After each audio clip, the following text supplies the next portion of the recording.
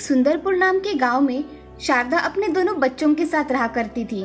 शारदा का पति गुजर जाने के बाद शारदा ने अपने बच्चों की अच्छी तरह से देखभाल की थी।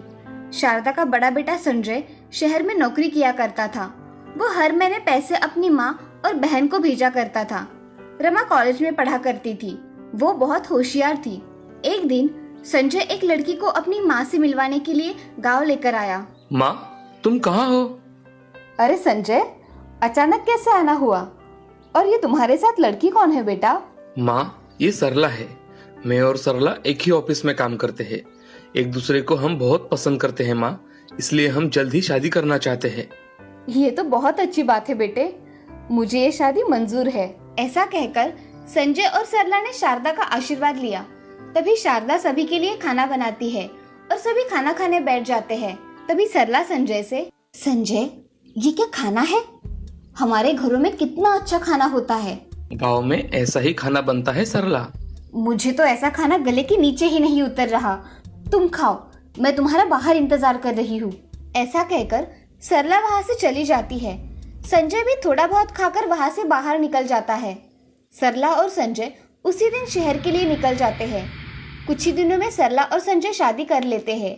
उनकी शादी में उसकी माँ और बहन भी शामिल होते हैं, मगर सरला को वो गरीब होने के कारण पसंद नहीं आते। थोड़े दिनों बाद शारदा अपनी बेटी रमा के साथ अपने गांव चली आती है। गांव जाते ही शारदा काम करने लग जाती है। तभी गांव का एक आदमी शारदा से, अरे शारदा बहन, अब तो तुम्हारे बेटे की शादी भी हो गई है। बेटा और बहू दोनों भी कमाते हैं, फिर तुम्हें काम करने की क्या जरूरत है?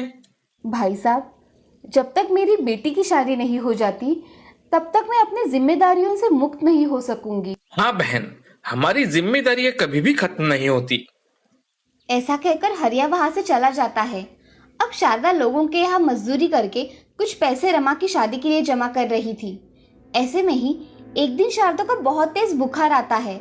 शारदा का बुखार इतना होता है कि उसे अस्पताल में भर्ती करवाना पड़ता है। अस्पताल में भर्ती करवाने की वजह से अस्पताल का बिल बहुत आया। ये देख रमा बहुत चिंता में पड़ जाती है। तभी रमा संजय को फोन करती है तो सरला फोन उठाती है। हेलो भैया, मैं रमा बोल रही हूँ। मैं सरला बोल रही हूँ रमा। कहो, कैसे फोन किया था? भाभी, माँ को बहुत तेज बुखार है, उन्हें अस्पताल में भर्ती करवाया है। अगर आप भैया को बताएगी तो वो मेरी कुछ मदद कर देंगे। यहाँ तुम्हें क्या धर्मशाला दिखाई दे रही है क्या? जब चाहा तब फोन करके पैसे मांग रही हो। मेरा ऐसा कहने का मतलब नहीं था भाभी, मुझे सब पता है तुम्हारे कहने का क्या मतलब है। आइंदा से यहाँ फोन मत करना। ठीक है भाभी। ऐसा कहकर सरला फोन रख देती है और रमा को मन ही मन बहुत कोसती है। इधर रमा अपने माँ का इलाज उसके जमा किए हुए पैसों से करती है। अब कुछ दिनों बाद शारदा ठीक होकर घर वापस आ जाती है। तब उन दोनों के पास थोड़े पैसे थे। उसमें से रमा ने घर का थोड़ा सामान लाया और खाना बनाने लगी। तभी रमा खुद ही मन में, अब माँ ने और काम किया तो माँ और बीमार पड़ सकती है। अब मुझे ही कुछ ना कुछ काम करना पड़ेगा। ऐसा सोचकर रमा कुछ करने का सोचती है। तभी उसकी सहेली शमा वहाँ आ जाती है। शमा रमा से, रमा, इतना क्या सोच रही हो कि मैं घर में आई और तुम्हें पता भी नहीं चला? मुझे कुछ काम करना है शमा। माँ से अब काम नहीं होगा और मैं उन्हें कुछ करने भी नहीं दूंगी। रमा, तुम रोटियां कितनी अच्छी बनाती हो, क्यों ना तुम रोटियां बनाकर बेचो? हाँ शमा, तुम सच कह रही हो। मैं रोटियां बनाकर बेचूंगी तो मुझे अच्छे दाम मिलेंगे। रमा अगले दिन बाजार में गर्मा गर्म रोटी बनाकर बेचने लगती है। कुछ लोग रोटियों की खुशबू सूंघ वहाँ आते हैं। तभी रमा लोगों से, आओ आओ, गर्मा गर्म रोटी ले लो, गरम और ताजी रोटी ले लो। रमा ऐसे कह रही थी। तभी रमा के पास उसकी दोस्त सोनाली आ जाती है। सोनाली रमा से, रमा, तुम ऐसे रोटियां बनाकर बेच क्यों रही हो? माँ की तबीयत ठीक नहीं है, इसीलिए आज से मैं ये काम करूंगी, रोटियां बनाकर बेचूंगी। ये अच्छा विचार है रमा, मुझे 2 रोटियां दे दो। हाँ, अभी देती हूँ। ऐसा कहकर रमा सोनाली को 2 रोटियां देती है। सोनाली रमा को 15 रुपए दे देती है। उसकी रोटी की खुशबू सूंघ बहुत से लोग उसके दुकान पर आते हैं और रोटी खरीदना शुरू करते हैं। रमा की रोटियां इतनी मुलायम होती है कि लोग उसकी रोटियां खरीद लेते हैं। ऐसे ही दिन बीत रहे थे। अब रमा बहुत मेहनत करके रोटियां बनाती और बाजार में बेचा करती थी। एक दिन बड़े होटल का मालिक रमा के पास आकर, क्या आप ही हो रोटी बनाने वाली रमा? हाँ, मैं ही हूँ रमा, कहिए क्या काम था? जी मेरा होटल है, मैं आपको रोटियों की ऑर्डर देने आया हूँ। क्या आप मेरा ऑर्डर पूरा करके देगी? कितनी रोटियां चाहिए आपको हर रोज के लिए? मुझे 100 रोटियां सुबह और 100 रोटियां शाम को चाहिए। क्या आप ये ऑर्डर दे पाएंगी? हाँ, मैं सुबह और शाम रोटियां आपको पहुंचा दूंगी। आप मुझे आपका होटल का पता दे दीजिए। ये लीजिए मेरा कार्ड, कल से आप रोटियां लेकर आना। ठीक है साहब, धन्यवाद। ऐसा कहकर होटल मालिक वहां से चला जाता है। रमा घर जाते ही ये खुशखबरी अपने माँ को सुनाती है। माँ, मुझे आज एक बहुत बड़ा ऑर्डर मिला है। एक होटल मालिक ने मुझे रोटियां बनाने की ऑर्डर दी है। आज मैं बहुत खुश हूँ। सच में रमा, ये तो बड़ी खुशखबरी है। मैं बहुत खुश हूँ। माँ, मैं जल्दी काम खत्म कर लेती हूँ। मुझे सुबह और शाम रोटियां भी बनानी है। हाँ रमा, चलो मैं भी तुम्हें मदद कर देती हूँ। ऐसा कहकर शारदा रमा के साथ सब काम जल्दी जल्दी खत्म कर डालती है। अगले दिन रमा जल्दी उठकर 100 रोटियां बनाती है और होटल में जाकर डिलीवरी देकर आती है। उसकी रोटियां खाकर ग्राहक बड़े खुश होते हैं। तब से रमा की रोटियां बहुत अच्छी तरह से बेची जाने लगी थी। अब रमा को एक होटल के साथ साथ बहुत सारे ऑर्डर आने लगे थे। रमा खुद का काम बहुत अच्छी तरह से करने लगी थी। उसका काम देखकर ग्राहक बहुत खुश थे।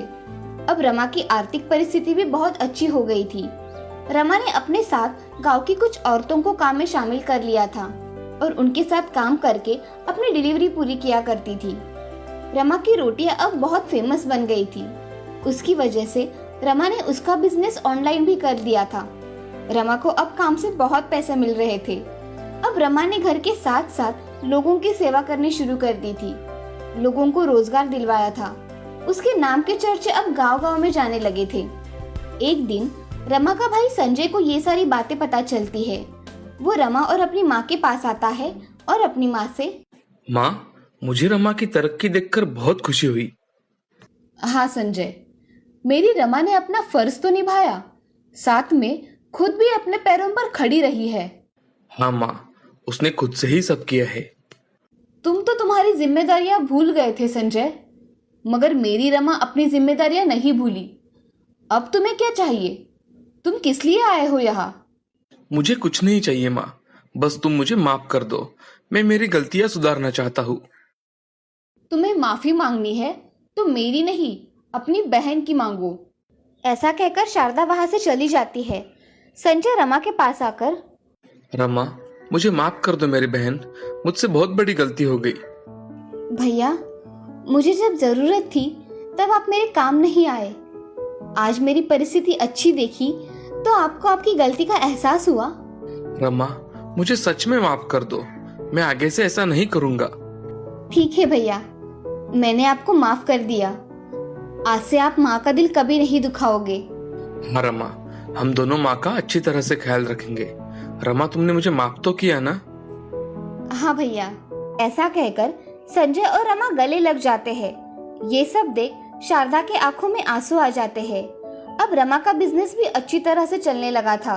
रमा अपने काम के दम पर करोड़पति बन गई थी और उसकी तरक्की देख गांव की लड़कियां प्रेरित हो रही थी। इस कहानी से हमें ये सीख मिलती है कि जिंदगी में कोई भी काम छोटा या बड़ा नहीं होता। काम को लगन से करना चाहिए। मेहनत करने वाला हमेशा सफल होता है। इसीलिए हमेशा मेहनत करनी चाहिए।